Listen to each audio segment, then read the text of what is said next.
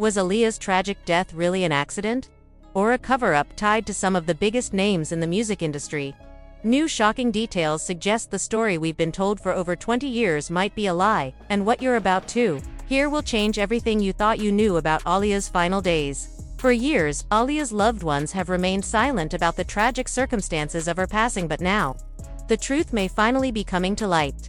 New reports suggest that her case from 2001 could soon be revisited, with investigators uncovering disturbing revelations that tie powerful Hollywood figures to her story. Could this be the moment when Jay-Z faces the weight of his past? And was Aaliyah's mother more aware of the situation than the public ever realized? The plane crash that killed a rising star in the world of music and film. Reaction today after Aaliyah and 8 others were killed when their plane went down. Good evening, I'm Lauren Glassbergen for Sandra Bookman. And I'm Tim Fleischer. The plane, just after taking off for Florida in perfect weather, suddenly plummeted to the ground. Investigators now saying one of the engines apparently failed.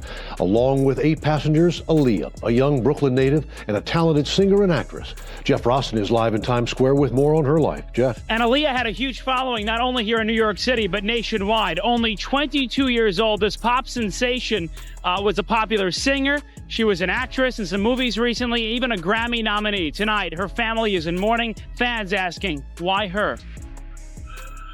Relatives in shock outside Aaliyah's home on the Upper West Side. The R&B star lived here at the Century, Central Park West and 63rd. She was on a small plane heading to Florida from the Bahamas, where she was shooting a music. By the time she reached just 22 years of age, Aaliyah Dana Houghton had already etched her name into the very highest tiers of the music industry.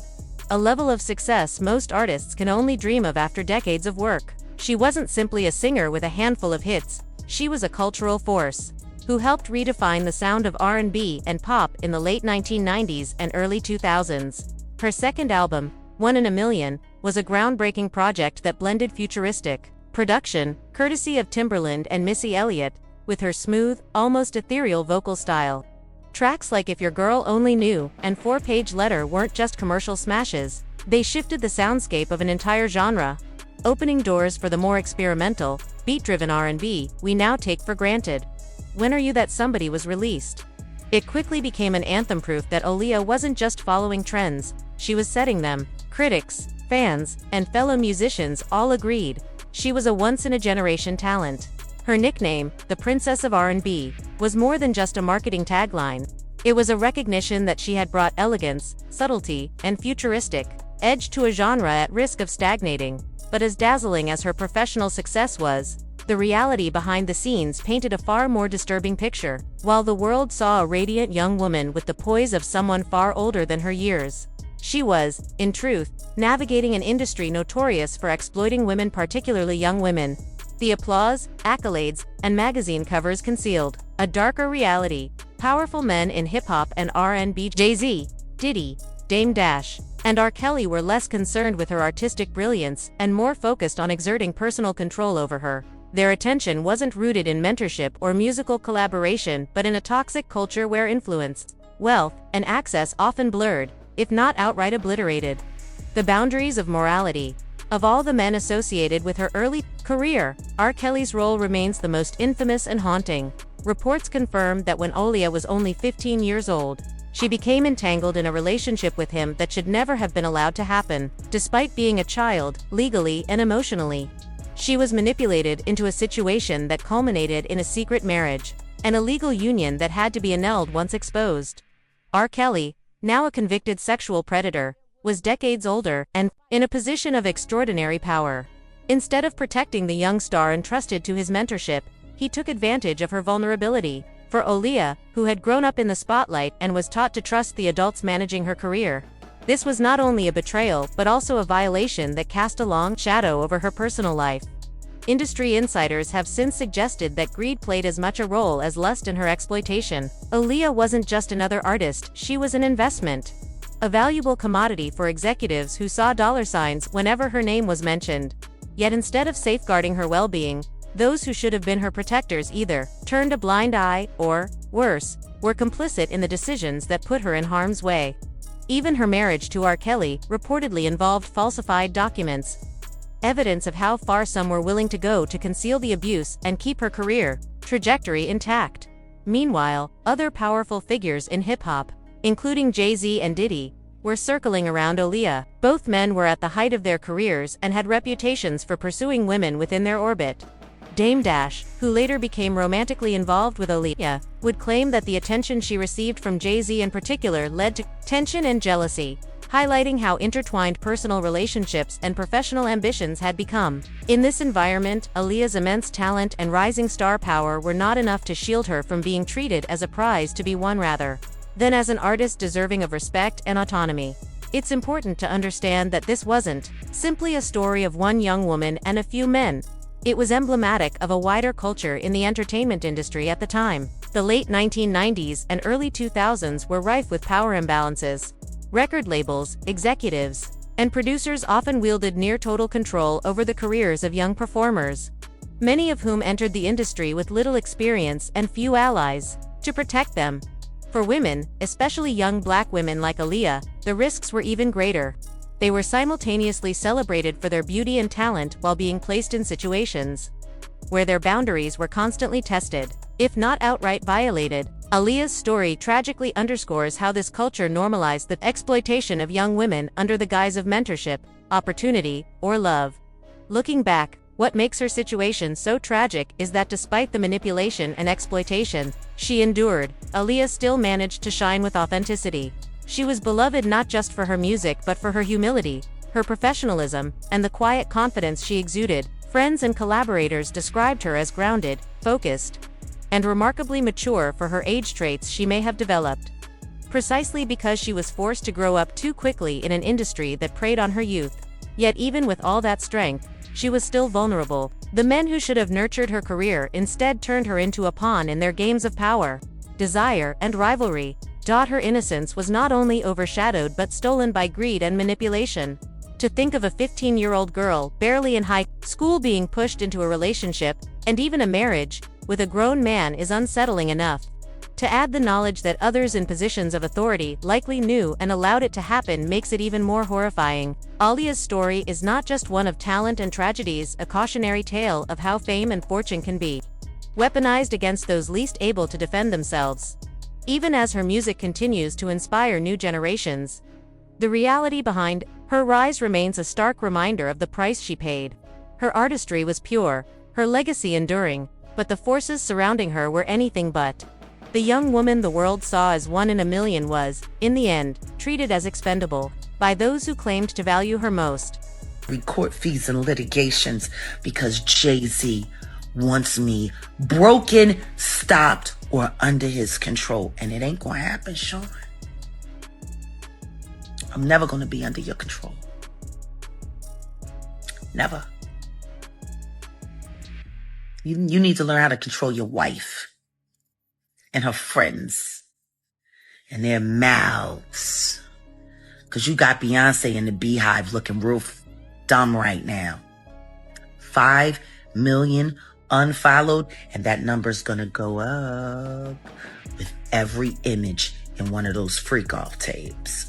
And God help if anybody here how that really talks about people with her, they'll start unfollowing by the tens of hundreds. Again. And they should. Because the truth is, the only reason they were following was because of the witchcraft and the spells that were being pushed out through the media. Y'all ain't fans because y'all really love them and y'all really think they're the best. You're fans because you fell for the hype. And they are hypes. I know I can sing. I've been able to do that my whole life. And they've been trying to stop me my whole career. Because see, unlike Beyonce, I'm not willing to hurt people to get famous. See, that's the part of the story that they're not telling y'all. That the more terrible you are, the more they'll protect you. By just 16, Aaliyah's second album had already gone double platinum, an extraordinary achievement for someone so young. But only 2 months after the release of her third album, her promising career and life were cut short in a tragic plane crash. Initially written off as a terrible accident, Whispers and reports over the years have painted a far more unsettling picture. Allegations suggest that Aaliyah may not have died by chance at all, that her death was orchestrated and the crash used as a cover-up. Eyewitnesses and insiders claim that before the flight, Aaliyah was not even conscious when she was placed on the plane. Jaguar Wright, a former insider in the music industry, has openly accused Jay-Z of being even more dangerous than Diddy, hinting at a deeper connection between the two men and Aaliyah's fate. Photographs of Aaliyah with Jay-Z and Diddy only deepen the unease, especially considering their long-standing ties with R. Kelly. Shockingly, Jay-Z even continued collaborating with R. Kelly musically after the truth about his predatory relationship with Aaliyah was revealed, suggesting he may have been more comfortable with the situation than many would like to believe. What makes the tragedy even harder to accept are the chilling circumstances surrounding the crash. Reports indicate that Aaliyah was reluctant to board the plane, sensing something was wrong. While she waited in a taxi, suffering from a headache, members of her team argued with the flight crew. A baggage handler later claimed that someone from Aaliyah's entourage gave her a pill, after which she slipped into a deep sleep and had to be carried onto the plane.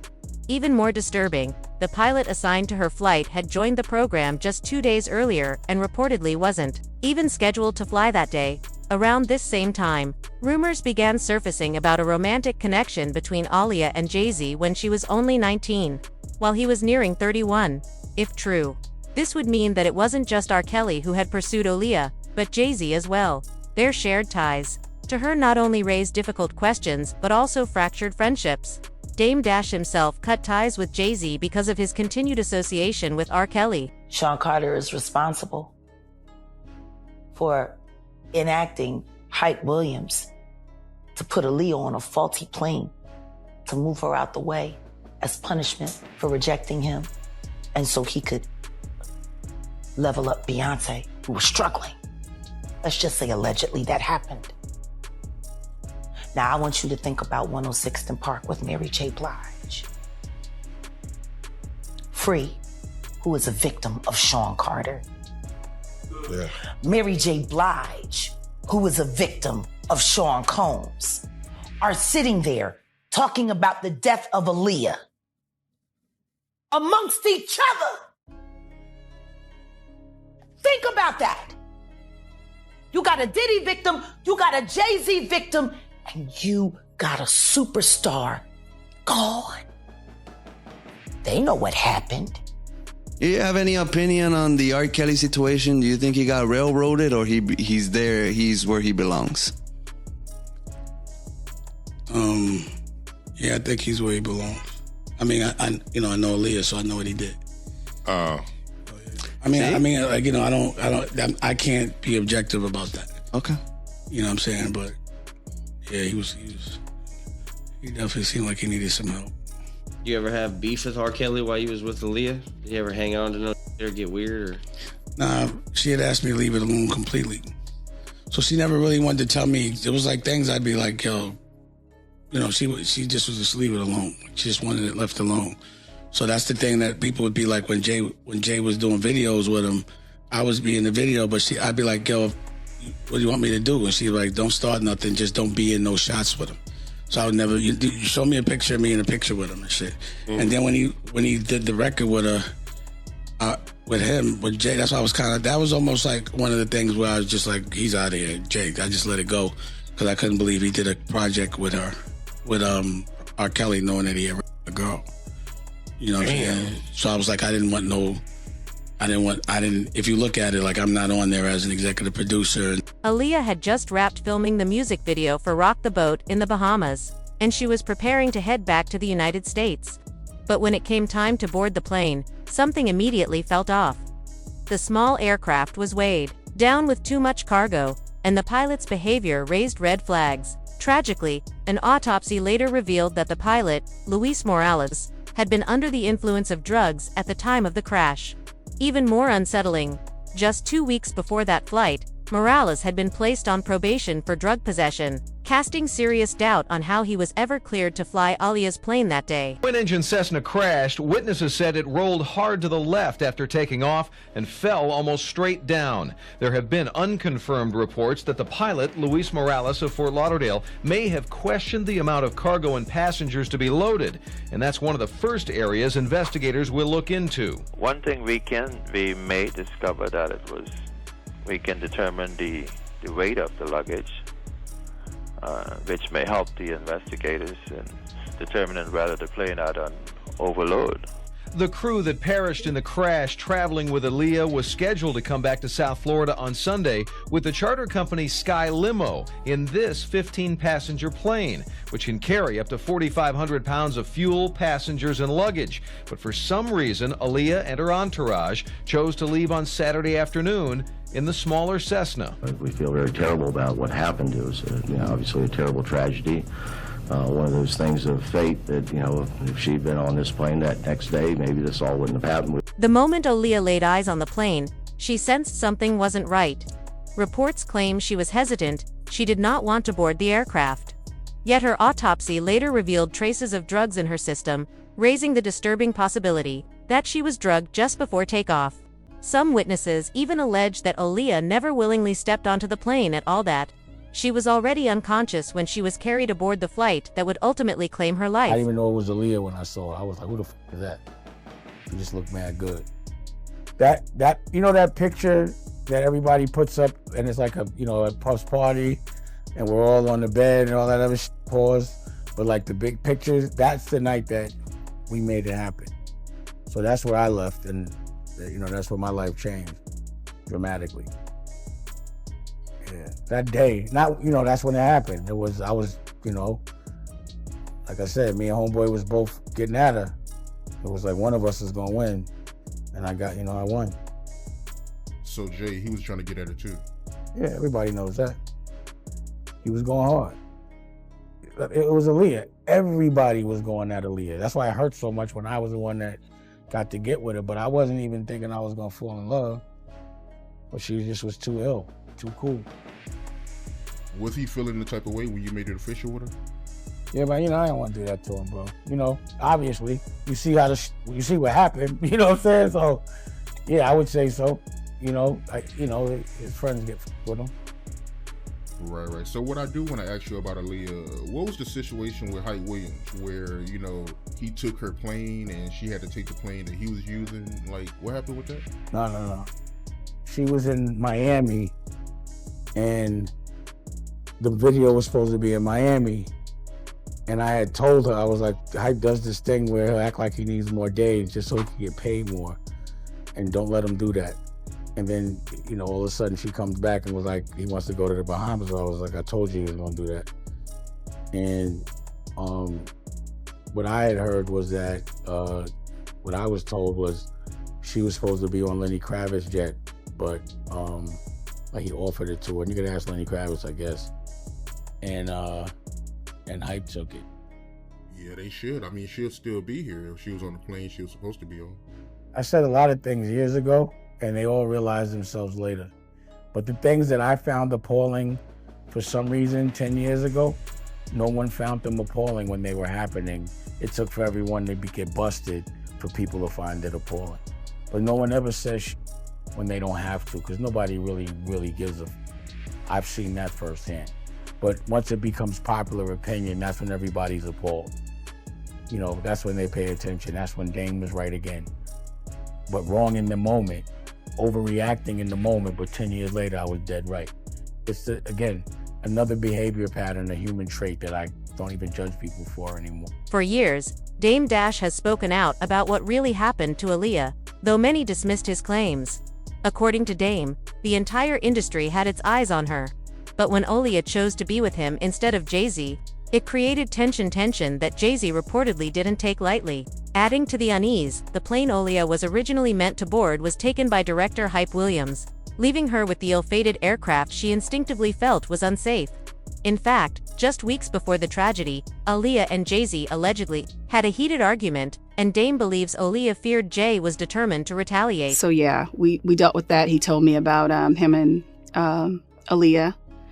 their situation. They had a pact, pins and eyeballs, no matter what anyone said, or if anyone stuck pins in their eyeballs, they would never tell about their relationship. Things like that. Okay, so what exactly did he tell you about his relationship with Aaliyah outside of the pins and eyeballs thing? He told me that they were married, that she was pregnant, that they did doctor up the marriage certificate so she would say that she was 18 so they could get married. And the reason they got married was because they felt like if he was married to her and if he said he thought that she was 18, that he wouldn't be charged if someone found out she was pregnant until they were able to get the abortion and get it annulled. Okay, because I'd always heard that rumor that R. Kelly married Aaliyah because he had gotten her pregnant. Yep, that's exactly what happened. And this came out of his mouth. I could take a lie detector test to this. This is what he told me, specifically told me. Okay. I mean, you cleared out like literally a decades old rumor. Right. Like, No, it's not a rumor. Actually, it's the truth. Yeah. Yeah. So R. Kelly was having sex with her from like what age? 14, 15? Honestly, I'm not really sure the age, but I definitely know when they got married, she was 15. So if she was pregnant, I mean, I'm imagining at least 14, So. Okay. So R. Kelly gets Aaliyah pregnant. They try to get married with a fake age. It ultimately gets annulled. Aaliyah never talks about it. Yeah. They stuck to their pact. Yeah. And I remember seeing an interview with Dame Dash, who had dated her, years later, right before she passed. Yeah. And he even said that he had asked her about it once, and she said, "I don't want to talk about it." Yeah. That was the end of that. The crash that claimed Aaliyah's life killed 8 people in total. 5, including Aaliyah, died instantly upon impact, while 3 others succumbed to their injuries shortly after. Reports suggest that the plane barely made it into the air, struggling immediately after takeoff before veering left and crashing just beyond the runway. The coroner's report revealed that Aaliyah suffered from severe burns and a devastating blow to the head, fueling widespread skepticism about the official story. On the day of the crash, the plane was positioned on runway 27, facing west. Pilot Luis Morales powered up the Cessna and began the takeoff run. The aircraft accelerated down the strip. But once airborne at less than 100 feet, it became clear the plane was unstable. Overloaded and improperly balanced, it pitched upward, sharply, stalled, and dropped into a left bank before nosediving into a marshy field. Flames engulfed the wreckage as first responders rushed to the scene. 8 of the 9 passengers died. The only initial survivor was Aaliyah's bodyguard, Scott Gant, who tragically passed away soon after. Investigators cited multiple failings. The plane was nearly 1,000 pounds overweight. The cargo was unevenly distributed. The pilot lacked the proper qualifications, and documents had been falsified. Combined with poor airline management, it was a recipe for disaster. Yet, despite these findings, many remain unconvinced it was merely an accident. Online researchers and industry insiders suspect the crash may have been orchestrated to protect powerful figures in the music. Businessmen with troubling ties to Aaliyah. Adding to the doubts are chilling details from the moments before takeoff. Aaliyah, who reportedly had a fear of flying, was reluctant to board the small, overloaded plane. An eyewitness later claimed she appeared unconscious as she was carried aboard, raising disturbing questions about whether she was drugged. The autopsy revealed traces of substances in her system, further supporting this theory. Weather conditions that evening were clear. At around 6:45 p.m., the Cessna sped down the runway, lifted briefly, then banked to the left at about 40 feet of altitude. Witnesses nearby saw the aircraft tilt forward and slam into the marshland nose first, shattering on impact. Charter pilot Louis Kie, who watched in horror from half a mile away, described the wreckage as one of the worst crashes he had ever seen. The fire, the dismembered fuselage, and the agonized cries of the few who survived the initial collision left him shaken. Rescuers later discovered Aaliyah's body about 20 meters from the wreckage. She had died instantly. The autopsy concluded she suffered severe burns, head trauma, and shock that had already weakened her heart injuries. So catastrophic that survival would have been impossible. Aaliyah was just 22 years old. A rising star, at the height of her career, she had her entire future ahead of her. For many, the suspicious circumstances of her death, paired with her recent conflicts in the industry, suggest that what happened in the Bahamas was far more than a tragic accident. Oh, actually, more than that. But The first one I'd say was after my part was up and I was leaving, and I was not gonna chill. She was in hair and makeup trailer, and I was not gonna tell I was leaving. And she gave me a hug. And I was like, okay, like, yeah, okay. And so then we did the song. Everybody boy would be like, yo, listen to Aaliyah. I'm like, yes, let's get it. One of the most disturbing claims comes from Lisa Van Allen, who once dated R. Kelly. According to her, R. Kelly admitted that he secretly married Aaliyah when she was only 15 years old. Even more unsettling, Lisa alleged that Aaliyah's mother was fully aware of the illegal marriage but chose silence because she, too, was romantically involved with R. Kelly. If true, it means R. Kelly was simultaneously exploiting both Aaliyah and her mother, a revelation that casts an even darker shadow over an already heartbreaking story. Who was like brother and sister, is the way you've described it. After she died in a plane crash in 2001, you went into a severe depression. Yes. What was that time like for you, Timberland? That time was a trying time. It's more of a lot of prayers and a lot of people, just supporting, and because it's not just the loss of the physical, but it's the feeling. Like, she was music, and that's a part of me. It's like transforming. You connect. So what happened to you during that period?